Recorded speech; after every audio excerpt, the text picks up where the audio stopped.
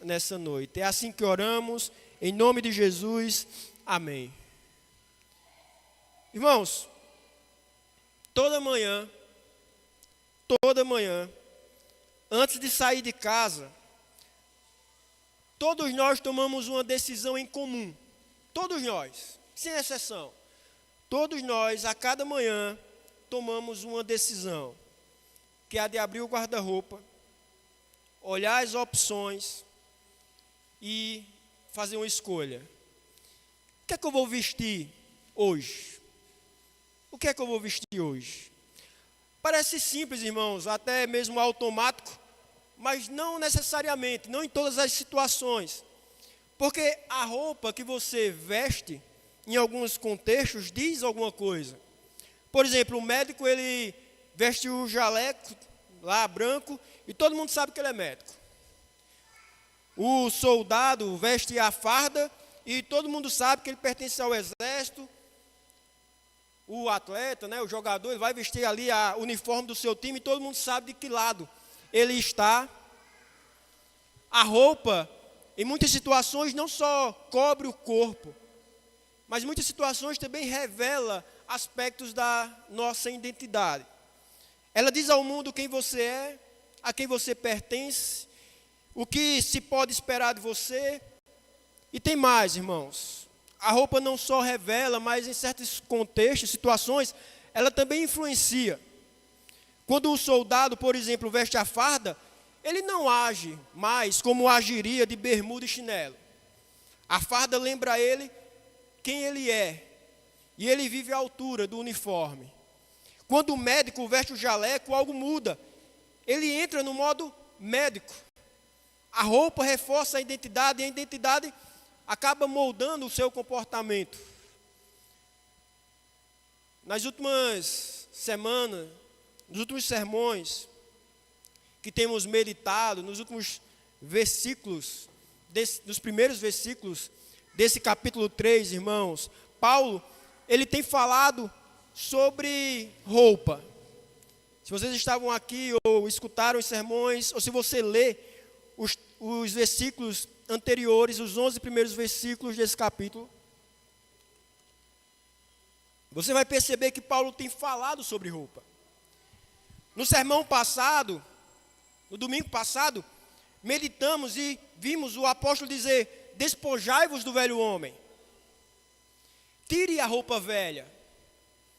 Aquele uniforme sujo, rasgado, manchado de pecado. A identidade antiga que vocês herdaram de Adão, tirem, joguem fora. Imoralidade, a gente viu no último domingo. Imoralidade, tirem. Impureza, tirem. Ira, malícia, mentira, tirem. Se despoje disso. Mas Paulo, irmãos, não para aí. Porque não basta tirar a roupa velha. Tem que vestir a nova também. Não basta esvaziar.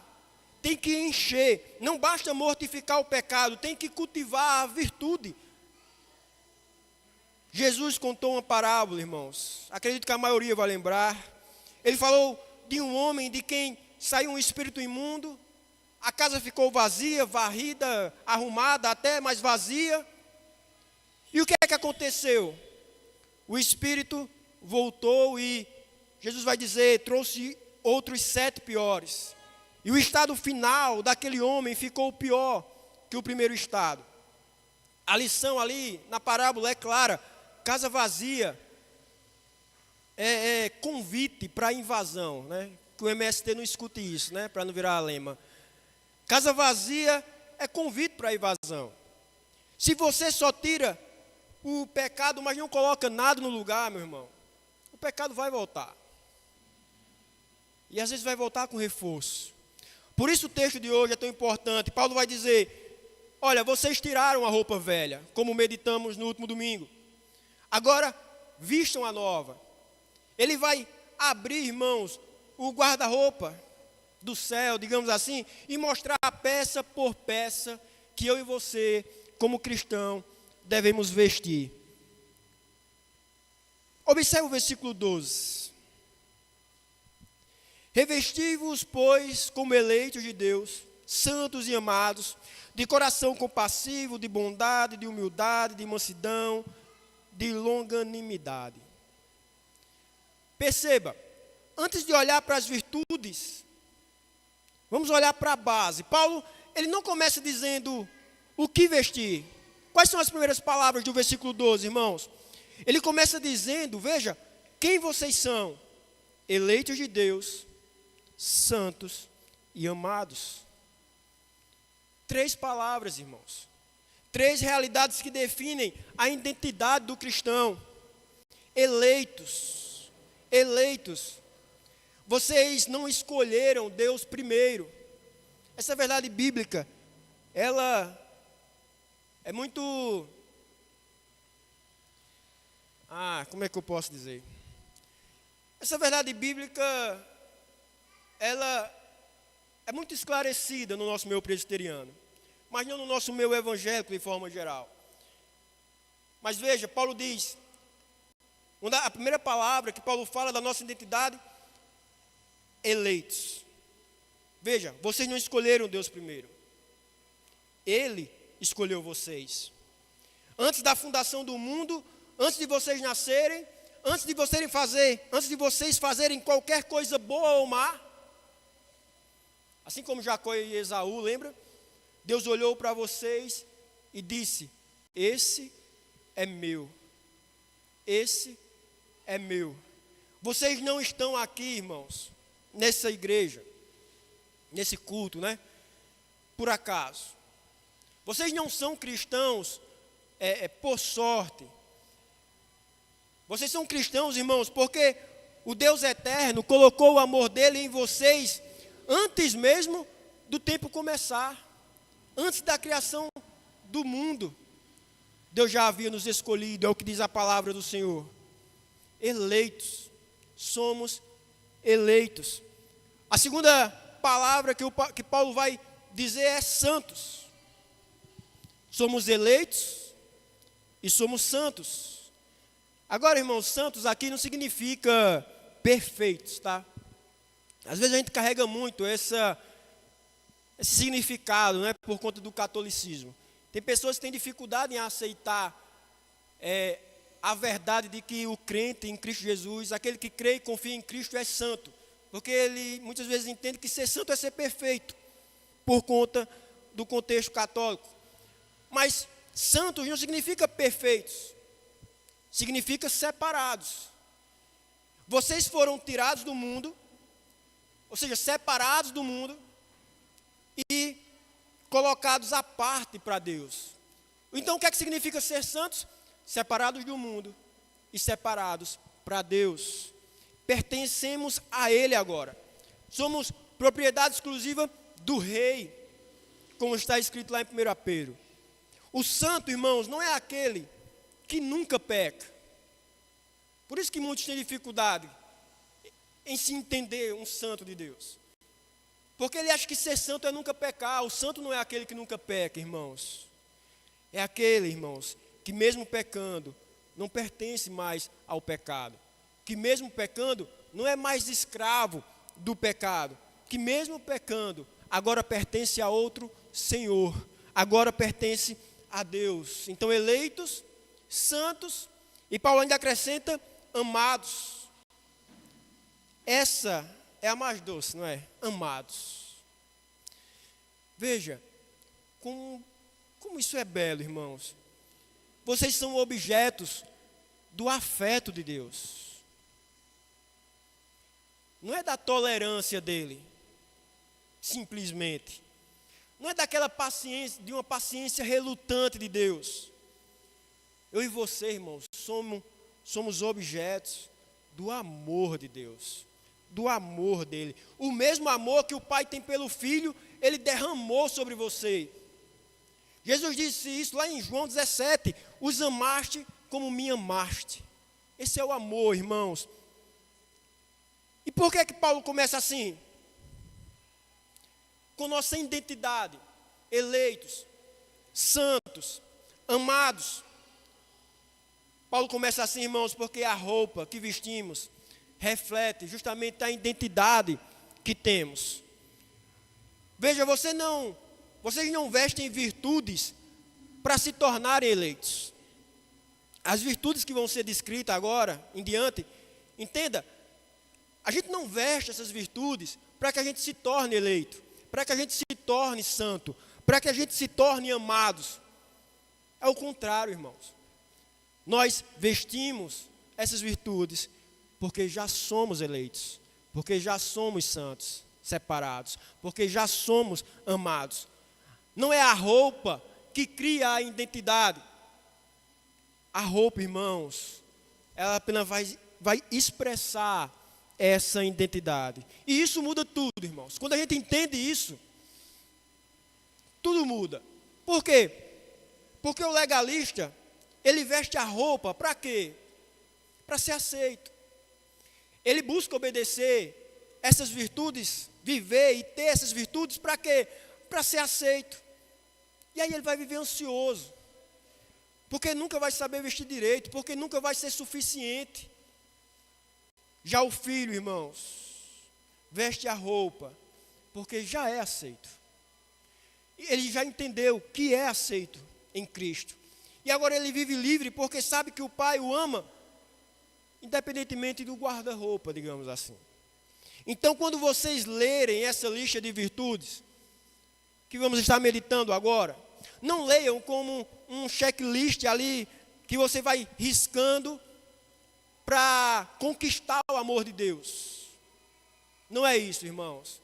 Um texto abençoador como esse pode virar um peso na vida de um crente, quando ele olha pelo lado legalista da coisa, pelo lado equivocado, quando ele acha que tem que viver tudo isso, de ter tudo isso para ser aceito, para ser santo, para ser amado. Quando estivermos lendo, irmãos, essa lista de virtudes, meditando em cada uma delas, não leiam como esse checklist para conquistar o amor de Deus, mas leiam como a descrição natural de quem já é amado por Deus. É a roupa que combina com quem vocês são. Vamos ao texto, veja. Paulo, ele abre o guarda-roupa. Ele vai tirando peça por peça desse guarda-roupa. Qual é a primeira peça que Paulo tira? Coração compassivo. A palavra grega aí, irmãos, fala justamente das entranhas, das vísceras. É um sentimento que vem lá de dentro, que dói o estômago, que não consegue ficar indiferente ao sofrimento do outro. É o que Jesus sentiu quando viu as multidões como ovelhas sem pastor. É o que o pai do filho pródigo, por exemplo, sentiu quando viu o menino, o seu filho, voltando de longe. Perceba que não é pena, uma pena de cima, né, de Deus para conosco. Não é uma pena, aliás, de cima para baixo, nos colocando acima de alguém, mas é compaixão que desce ao nível do outro e chora com o que chora. Na prática, como é que se veste isso, Eric? Na prática. Irmãos, eu estou falando do marido que percebe que a esposa está quieta e ao invés de ignorar, ao invés de se irritar, para e pergunta o que é que ela está sentindo. Eu estou falando da mãe que antes de corrigir o filho que errou com estresse, digamos assim, usando de eufemismo, ela tenta entender, primeiro, porque ele errou. Eu estou falando do colega de trabalho que nota que o outro está sobrecarregado e oferece ajuda mesmo sem ser obrigado. Eu estou falando do membro da igreja que vê alguém afastado dos outros, que vê alguém distante da igreja e vai até essa pessoa, procura saber o que é que está acontecendo, procura saber o porquê do afastamento, o porquê da tristeza, às vezes do abatimento, do desânimo. Coração compassivo, irmãos, é olhar para o outro e chorar com os que choram. Numa cultura, veja, cada vez mais fria, como a nossa. Numa cultura cada vez mais individualista, numa cultura onde se propaga cada vez mais a filosofia, né, de cada um do seu quadrado, de cada um cuidando do seu próprio umbigo. Viver isso aqui, irmãos, é contracultural. É ir na contramão da nossa cultura. Só que viver assim, irmãos, é viver como Cristo. E fomos chamados a isso. Fomos chamados a viver como Cristo. E isso, faz parte disso, irmãos, vestir essa primeira peça da compaixão. Agora, qual a segunda peça que o apóstolo tira do guarda-roupa? Bondade. Bondade. Aqui a gente está falando da disposição de fazer o bem. Veja, não é só sentir compaixão, mas é agir também. A compaixão sente, mas a bondade agora, ela faz, ela age. Jesus era compassivo, mas curava. Jesus era bondoso, mas também alimentava. Não ficava só comovido, ele agia. Havia ação. Tem gente que às vezes que sente muito, sente por todo mundo, mas faz pouco, mas faz nada. Tem aqueles que vê a necessidade do outro, suspira, até diz que pena, mas vai embora, quando às vezes estava ao seu alcance alguma ajuda. A bondade, irmãos, não faz isso. A bondade transforma o sentimento de compaixão em serviço. Na prática eu estou falando, irmãos, da vizinha que faz sopa e leva para a família que está passando o aperto. E faz isso sem ninguém pedir. Eu estou falando do patrão que poderia ser duro, mas escolhe ser generoso com o funcionário que falhou. Eu estou falando do motorista que para ajudar alguém com o carro quebrado, mesmo atrasado às vezes. Eu estou falando daquele que tem recurso para ajudar e ajuda, sem esperar retorno, sem postar nas redes sociais, sem fazer alarde. Bondade também é uma peça, também é uma virtude que cabe ao cristão. Agora, qual a terceira peça que é tirada do guarda-roupa? Humildade. Humildade. No mundo antigo, irmãos, humildade não era virtude. Na verdade, no mundo antigo, humildade era um defeito. Era coisa de escravo. Era coisa de gente fraca. Mas Cristo mudou isso. Lembra? Ele sendo Deus se esvaziou, assumiu forma de servo. Lembra de Jesus lavando os pés dos discípulos? Um Jesus que morreu na cruz. E agora a humildade é marca dos que pertencem a Ele. Também é a nossa marca, também é a marca da igreja. Humildade não é, veja, pensar mal de si mesmo. Não confundam as coisas, irmãos. Não estou falando de falsa modéstia, não. Não é dizer, numa roda de conversa, num círculo com pessoas, não é dizer, eu não sou nada, se autodesprezar, mas com aquela expectativa de que alguém discorde. Não, que é isso, rapaz? Você é um cara muito assim, muito assado. Não, irmãos. Humildade é pensar menos de si mesmo. E isso é algo difícil nos dias de hoje. Porque o discurso lá fora é ame você cada vez mais. Ame cada vez mais a você mesmo. Humildade é pensar menos em si mesmo. É tirar o eu do centro e colocar Deus.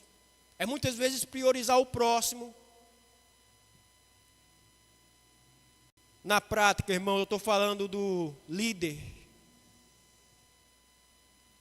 Seja um patrão, um gerente, um encarregado, um pai, mãe, enfim.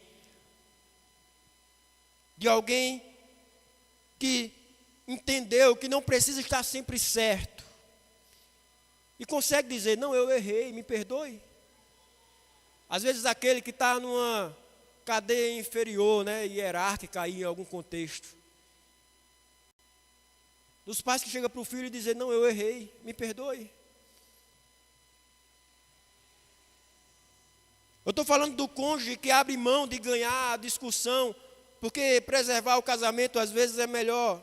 Preservar o casamento, na verdade, é mais importante que provar um ponto fútil, que não vai mudar a vida de nenhum dos dois. Eu estou falando daquela pessoa que é talentosa, mas que não faz questão nenhuma de aparecer. Porque ela sabe que o talento dela veio de Deus e não dela mesma. Eu estou falando do cristão maduro que não olha com desprezo para o mais novo da fé, que ainda é imaturo, ignorante em algumas questões, porque lembra que ele também já foi fraco na fé. E veja,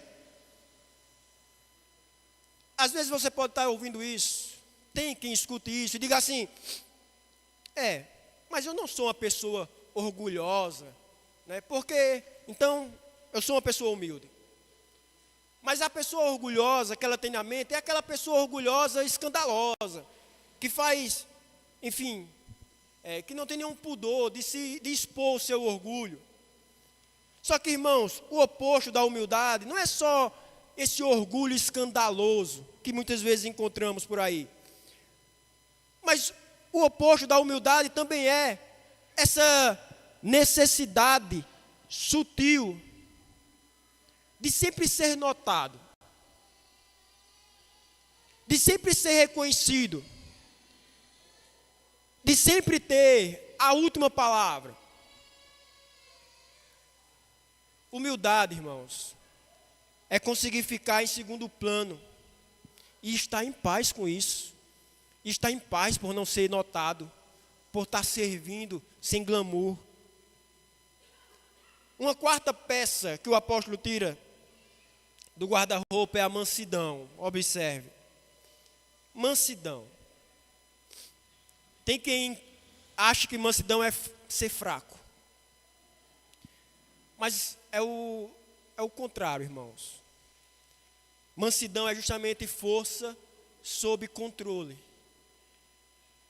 Veja, cavalo, pense na imagem, né, do cavalo, o animal. A gente está falando de um animal muito forte. Mas o animal, o cavalo selvagem, ele é forte e ele é inútil quando a gente pensa em serviço. Ele é inútil. Mas o cavalo manso, ele é fraco? Não, ele é igualmente forte.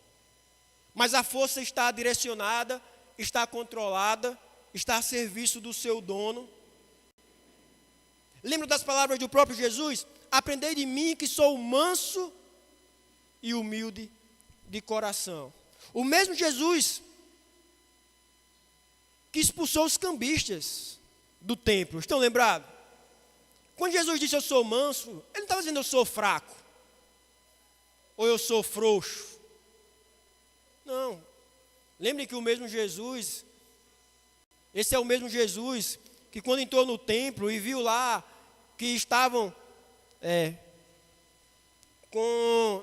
fazendo negócios no templo, ele mesmo parou. O texto diz que ele fez o seu chicote. E o chicote, irmãos, não era esse chicote que a gente vê hoje aí, que as pessoas com uma corda e um pedacinho de couro, né, no final, para fazer o animal acelerar o passo. O chicote, na época, azorrague, que se chama, a gente está falando de um chicote com 2 ou mais cordas. Na ponta tinha metais ou pedras, se eu não me engano, mas tinham na ponta objetos cortantes. É o mesmo chicote, inclusive, o tipo de chicote que foi usado contra Jesus, dilacerando as suas costas.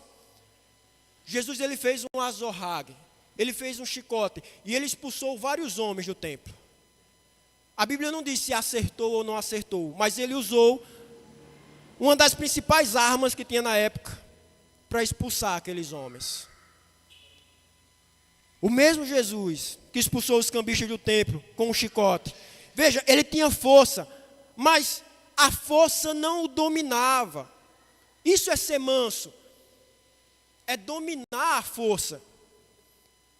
Na prática, irmãos, eu estou falando de não revidar quando for provocado com palavras, de forma pecaminosa, irmãos.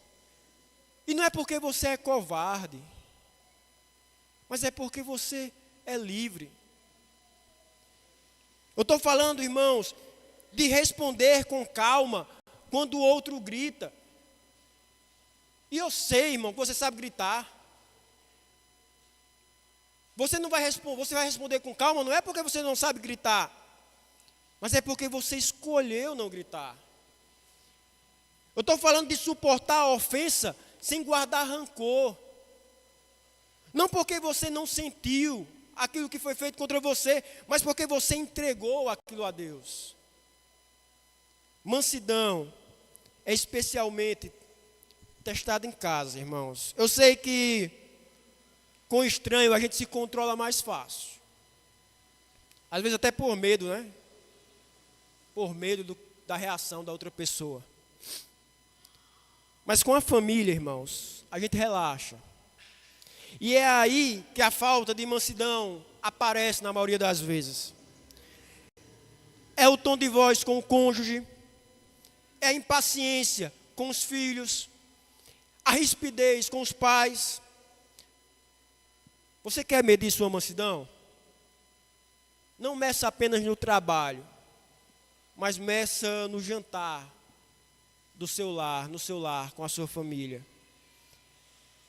Uma quinta peça, olha para o texto, é a longanimidade.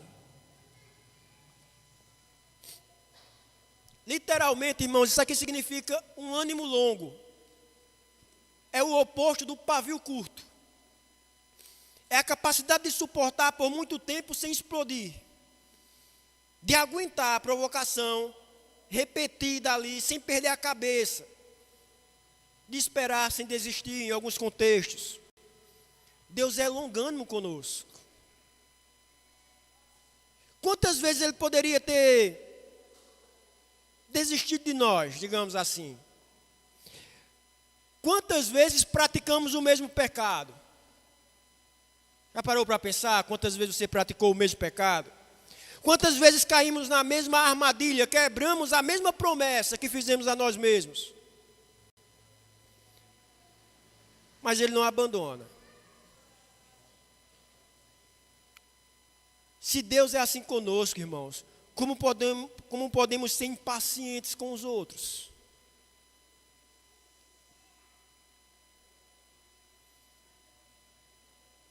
Na prática, irmãos, eu estou falando do pai que corrige o filho pela 100ª vez, sem desespero, sem desistir também. Eu estou falando da esposa que espera o marido mudar, orando sim, aconselhando de forma sábia sim, mas sim, aquele resmungado, e sim confiando, irmãos, e não querendo manipulá-lo. Eu estou falando do amigo que não abandona um outro na primeira decepção, porque sabe que a amizade de verdade ela vai atravessar tempestades e o outro é tão pecador quanto nós.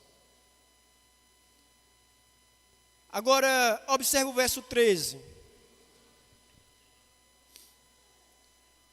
Suportando-vos uns aos outros e perdoando-vos mutuamente, caso alguém tenha motivo de queixa contra outrem, assim como o Senhor vos perdoou, assim também perdoai vós. Paulo agora mostra essas virtudes em ação. E ele escolhe a ação mais difícil. Que ação é essa? O perdão, irmãos. O perdão. Suportando uns aos outros. A palavra aí no grego, irmãos, tem a ideia de aguentar, de tolerar. Só que não é no sentido negativo que a gente costuma levar essa palavra, né? Aquele sentido de eu tolero você porque eu sou obrigado. Porque você é da mesma igreja, porque você é da mesma família. Aqui, irmãos, é no sentido de eu carrego o peso junto com você. Suportando uns aos outros é carregando o peso de um e dos outros com eles. A igreja, irmãos, é cheia de gente imperfeita. Tem gente que sai da igreja, né? Deixa de congregar, porque diz que na igreja tem muito hipócrita, né? E veja, a hipocrisia, ela deve ser combatida. Devemos deixar de ser hipócritas. Mas, eu e você, irmão, somos imperfeitos. E a igreja é cheia de gente imperfeita. Tem igreja que é cheia de gente chata. Aqui não, irmãos. Aqui não tem gente chata, não. Mas tem igreja que é cheia de gente chata. De gente difícil, irmãos. De gente que irrita. E Paulo não diz, olhe para o texto, Paulo não diz, encontre uma igreja perfeita. Porque veja, se a gente precisa suportar os outros, algo tem no outro que vai requerer de nós esforço para suportar. Mas Paulo não diz, encontre uma igreja perfeita. Ele diz, suportem uns aos outros. Isso significa, irmãos, que vai ter gente na sua vida que você vai precisar amar por decisão, irmãos. Não é por sentimento. Gente cujo jeito, às vezes, vai te cansar. Cujas manias vai te irritar em algum momento. Cujos defeitos são evidentes. E você vai ter que escolher. Ou eu fujo, ou eu suporto. Lembrando, ou eu carrego o peso junto com ela. O cristão só tem uma opção aceitável aqui ao cristão, irmãos. Fugir não é a opção. O cristão, ele suporta. Não é porque é trouxa não, irmãos. Mas é porque lembra que alguém também está suportando ele. Ou você acha que não, você é a pessoa perfeita? Que ninguém está precisando suportar nada em você. Veja o texto. Perdoando uns aos outros. Aqui o apóstolo é mais profundo. Não é só suportar a chateação. Aqui é perdoar a ofensa mesmo. Paulo diz, olha o versículo. Caso alguém tenha motivo de queixa contra outrem, ele assume, perceba, que vai haver motivo. Que vai haver ofensa. Que vai haver ferida. Então a questão não é se você vai ser machucado na igreja. A questão é o que você faz quando você for machucado. Agora veja, irmãos, deixa eu abrir um parênteses aqui. Que eu nem tinha pensado e estou pensando agora. Eu não estou falando, irmãos. A palavra tóxica é muito mal usada aí, né? Eu não quero usar essa palavra. Mas eu não estou falando, irmãos, por exemplo, de uma liderança abusiva, que se coloca como seu pai na fé, uma cobertura espiritual sobre você, e fica manipulando você, ou algo do tipo, ou relacionamentos nesse sentido. Eu estou falando de dificuldades, eu estou falando de ofensas, de feridas reais, irmãos, naturais, que acontecem nos relacionamentos humanos, e que não vai ser diferente aqui na igreja. A questão não é se você vai ser machucado nesse sentido. Vai ter momentos sim que você vai se sentir ofendido, que você vai ser ferido em algum grau. A questão é o que você vai fazer quando isso acontecer. Agora o padrão, igreja, ele é altíssimo. Olha o versículo. O que é que o apóstolo diz? Assim como o Senhor vos perdoou, assim também perdoai vós. Como foi que o Senhor nos perdoou? Você merecia o perdão de Deus? Não. Nós éramos inimigos e Ele nos perdoou. Fomos perdoados sem merecimento. Fomos perdoados completamente. Ele não guarda registro. Ele não joga na nossa cara depois. Ele não fica lembrando. Fomos perdoados custosamente, irmãos. O perdão dele custou sangue. Custou a cruz. Esse é o padrão que o apóstolo está falando. E quando você olha assim, percebe que qualquer ofensa que você sofreu é pequena demais comparado à ofensa que você cometeu contra Deus. Então, se Deus nos perdoou, quem somos nós para não perdoar alguém? Se Deus perdoou o muito que você devia, como você pode não perdoar o pouco que te devem em relação à ofensa? Na prática, irmão, eu estou falando do marido que decide não trazer à tona aquele erro do passado, que não fica jogando na cara. Não, nunca mais. Eu estou falando da esposa que escolhe não punir com silêncio, né? Com joguinhos sentimentais. Não castigar com frieza, com essa manipulação pecaminosa. Eu estou falando do filho que perdoa os pais pelas falhas, reconhecendo que eles são imperfeitos e que muitas vezes fizeram o que podiam fazer. Eu estou falando, irmãos, daquele que é magoado pelo irmão em Cristo, e em vez de sair falando mal, ele vai conversar, ele vai resolver, perdoar, seguir em frente. Perdão, irmãos, não é um mero sentimento. É que eu não consigo perdoar, porque ela tem na lembrança ainda. Perdão não é sentimento, irmãos, perdão é decisão. A gente decide perdoar. Você pode decidir perdoar, mesmo quando a dor, ela ainda está lá, está fresca, está viva. Mas você pode decidir perdoar. O sentimento, ele vai vir depois. Às vezes, demora. Mas a decisão, irmãos, ela vem primeiro. E cada vez que a mágoa tenta voltar, irmãos, você decide de novo. Eu já perdoei isso. Eu não vou pegar de volta. Eu já perdoei. Agora, irmãos, observe o verso 14.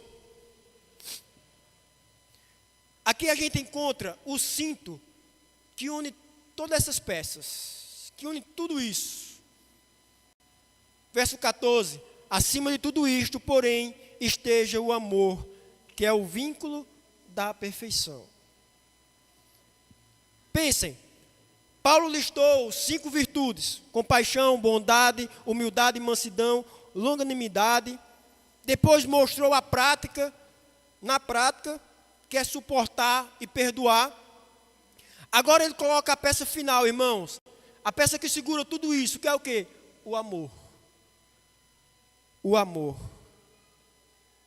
Acima, veja o versículo, acima de tudo isso.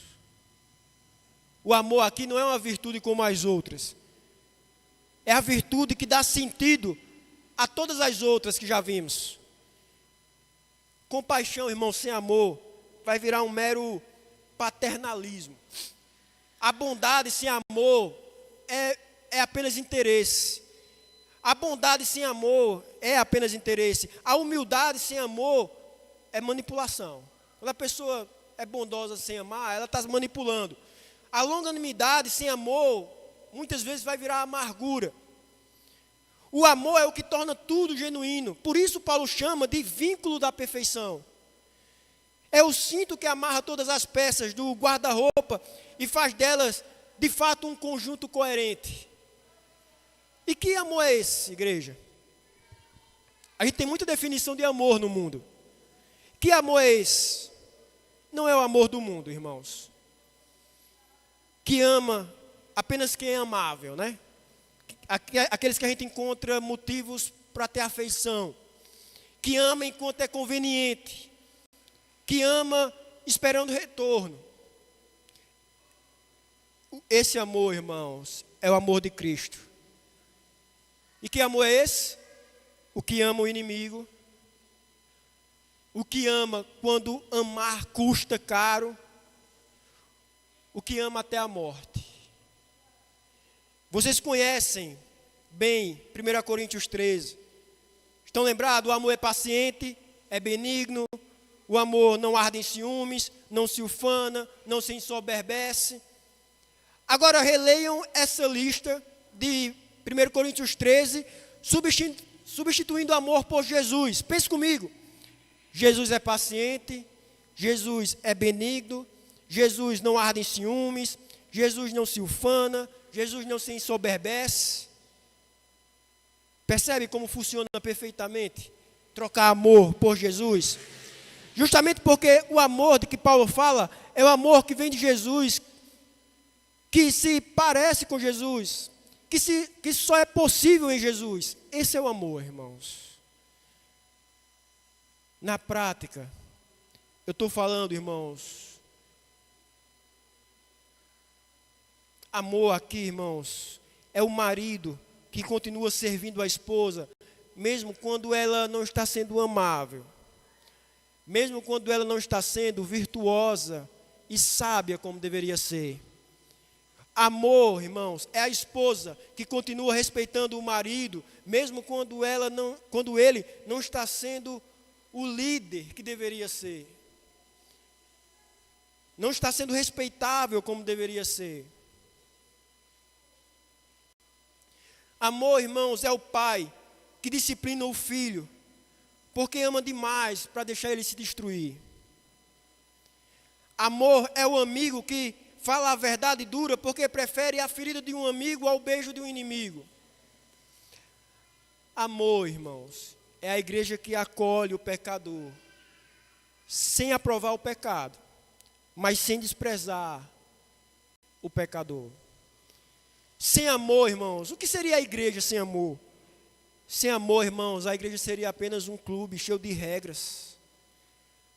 Agora, com amor, a igreja, irmãos, se torna um pedaço do céu na terra, uma sombra daquilo que há de vir.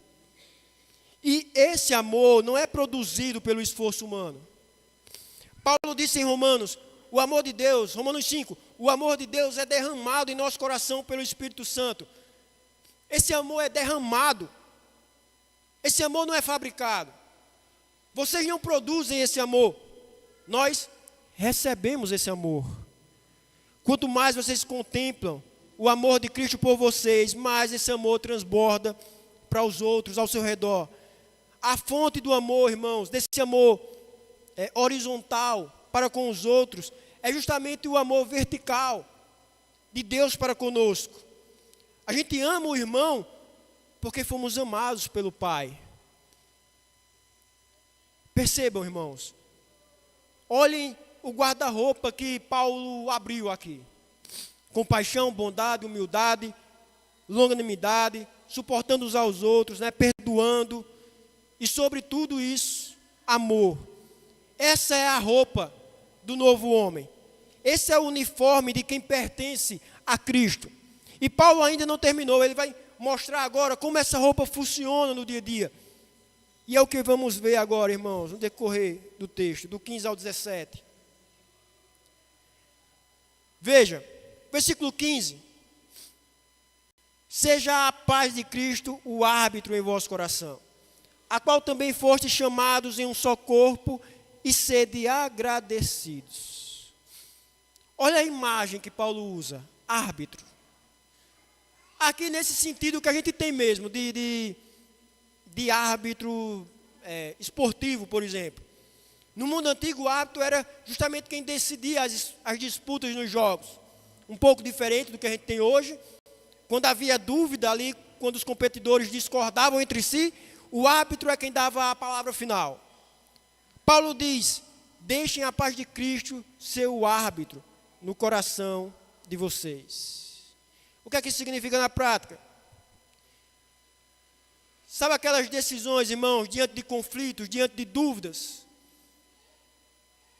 Às vezes a gente tem um critério, Isso traz paz ou rouba a paz? Vocês já devem conhecer isso na experiência.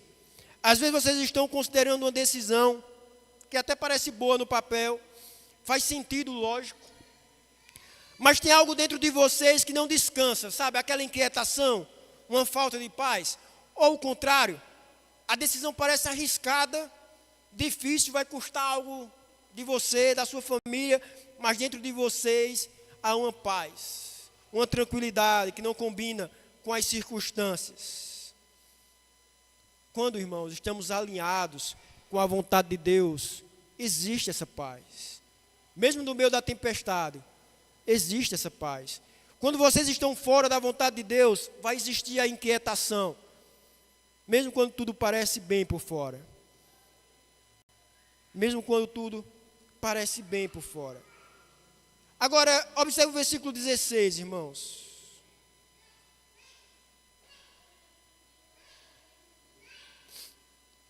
Habite ricamente em vós a palavra de Cristo. Instruí-vos e aconselhai-vos mutuamente em toda a sabedoria, louvando a Deus com salmos, hinos e cânticos espirituais, com gratidão em vosso coração. Olhem o verbo. Qual a primeira palavra do verso? Habite. É visite? Olha o verbo, olha o texto. Não está visite. Não está passe de vez em quando. Habite. More. Resida. E veja que não é habite de qualquer jeito. É habite ricamente. Com abundância. Ocupando todos os cômodos. A palavra de Cristo, igreja, deve morar em vocês como dono da casa.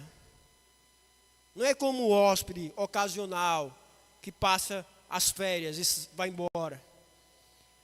Muitos cristãos tratam a Bíblia como visita. Ela aparece no domingo de manhã, no domingo à noite, aqui no culto. Às vezes naquela emergência, quando o problema aperta, aí a gente vai lá buscar um versículo, buscar um texto. Mas de segunda a sábado a casa fica vazia, né? A palavra não está lá, habitando. Paulo diz, isso não basta. A palavra precisa habitar, precisa estar presente quando você acorda, quando você trabalha, quando você decide, quando descansa, quando enfrenta as crises. Ela precisa ocupar a mente de tal forma que, diante de qualquer situação, um texto venha, uma verdade apareça, uma promessa bíblica sustente. E como é que isso vai acontecer na prática, meu irmão? Não tem atalho mágico não, irmãos. É leitura. Tem que ler, tem que meditar, tem que memorizar. É abrir a Bíblia todo dia, não com aquele peso religioso, mas com aquele apetite, irmãos, de quem está diante de uma refeição necessária para a alma. É mastigar o texto, não só passar o olho, é perguntar o que é que isso significa, o que é que isso muda em minha vida, o que é que isso muda em mim. É decorar versículos, para que quando a tentação vier e você não tiver a Bíblia na mão, a Bíblia esteja na sua mente. Aqui alguns irmãos e irmãs em Cristo já me deram testemunho de situações difíceis, principalmente com a saúde, e que não estava com a Bíblia, mas vinha muitas vezes a palavra do Senhor na sua memória. Conheço inúmeros testemunhos, na época da pandemia, ouvi alguns irmãos testemunhando, dizendo que ali no leito do hospital, sem a Bíblia, mas o exercício era meditar, sair citando os versículos, todos aqueles que eles tinham decorado, para lembrar as verdades de Deus. É preciso, irmãos, decorar. E olhem o que acontece quando a palavra habita, diz o apóstolo. Instruí-vos e aconselhai-vos mutuamente em toda a sabedoria. A palavra que habita em mim, ela transborda para o meu irmão. Ela transborda para o próximo. E a que habita no meu irmão, transborda para mim. É assim que a igreja funciona. Veja, irmãos, a igreja não funciona só com o pastor ensinando. Só com a liderança ensinando. Esse não é o todo da igreja, de uma igreja bíblica e sadia. A igreja funciona, irmãos, com os membros também instruindo e aconselhando uns aos outros. Agora, para isso tem que ter relacionamento entre os membros. É preciso haver relacionamento.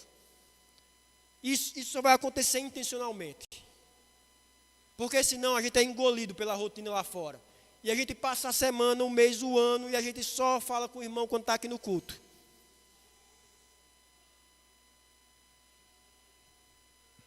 A igreja funciona não só com o pastor ensinando, não só com o ensinamento de púlpito. A igreja funciona com os membros instruindo e aconselhando uns aos outros. Quando a palavra habita, a conversa ela vai mudar. O café depois do culto vai deixar de ser fútil e vira edificação. O grupo de WhatsApp deixa de ser reclamação e vira encorajamento. O almoço familiar deixa de superficialidade e vira comunhão de verdade. O almoço, a refeição com os irmãos vira comunhão de verdade. E Paulo acrescenta outra expressão da palavra habitando, veja, louvando a Deus com salmos, hinos e cânticos espirituais, com gratidão em vosso coração. Perceba que quando a palavra enche, o louvor transborda. Não é coincidência, irmãos, que as igrejas mais encharcadas de Bíblia costumam cantar com fervor. Essa deve ser uma marca, irmãos, da nossa igreja. O louvor, ele não é entretenimento. Como eu mencionei antes da pregação, o louvor é resposta, o cântico é resposta. Quando a verdade de Deus entra, a adoração ela vai sair, e também através de cânticos. E olhem o versículo, com gratidão em vosso coração. De novo, gratidão. Paulo não se cansa de repetir isso. Perceba que a gratidão apareceu no versículo 15, agora no versículo 16, e vai aparecer no versículo 17, 3 vezes em 3 versículos. Por quê? Porque a gratidão é o ar, irmãos, que o novo homem respira. Se ingratidão é marca do velho homem, e Paulo vai dizer isso em Romanos capítulo 1, tendo conhecido a Deus, não o glorificaram como Deus, nem lhe deram graças. Por outro lado, gratidão é a marca do novo homem. Reconhece tudo como com dom, vive em admiração, nunca acha que merece aquilo que recebeu. Tem um porteiro lá no seminário, que sempre que eu pergunto como ele está, ele diz, melhor do que mereço. E aí a minha resposta é sempre, amém, sempre estamos melhor do que merecemos. Irmãos, está difícil, o momento está difícil, se não está agora, em algum momento vai ficar. Esse é o ciclo da vida, até Jesus voltar. Está difícil? Ainda assim, estamos melhor do que merecemos. Não acha que você merece algo melhor do que tem vivido. Gratidão é a marca do novo homem. Agora vamos encerrar, observe o versículo 17. E tudo o que fizerdes, seja em palavra, seja em ação, fazei em nome do Senhor Jesus, dando graças a Deus, Pai, por intermédio dele. Aqui Paulo resume tudo. Não é só o domingo que pertence a Cristo, irmãos.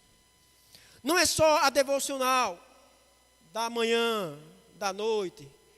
Não é só o momento de culto. Tudo o que fizerdes, diz o apóstolo, seja em palavra, seja em ação, o que vocês falam, o que vocês fazem, cada conversa, cada decisão, cada tarefa, tudo deve ser feito em nome do Senhor Jesus. E o que significa fazer algo em nome de Jesus? Pense, o que é fazer algo em nome de Jesus? Fazer algo em nome de Jesus, irmãos, é fazer como representante dele, como embaixador. Quando o embaixador fala, ele não fala em nome próprio, ele fala em nome do país que ele representa. Vocês são embaixadores de Cristo. O que vocês falam, falam representando Ele. O que vocês fazem representando Ele. E isso deve mudar tudo, irmãos. Isso torna cada momento significativo. Porque o trabalho mais simples, feito em nome de Jesus, se torna um culto a Deus. A tarefa mais comum, feita em nome de Jesus, se torna oferta a Deus. A conversa mais cotidiana, feita em nome de Jesus, se torna um serviço a Deus. E isso nos dá um teste muito prático para cada ação que a gente tenha. E o teste é o seguinte: sempre que for fazer algo, pergunta, eu posso fazer isso em nome de Jesus? Aquele site que você tem acessado, você pode fazer isso em nome de Jesus? Aquela palavra que tem se repetido na sua boca, você pode falar isso em nome de Jesus? Aquele negócio que você está fechando, você pode fechar em nome de Jesus? Aquela atitude com o seu cônjuge, você pode ter essa atitude com ele em nome de Jesus?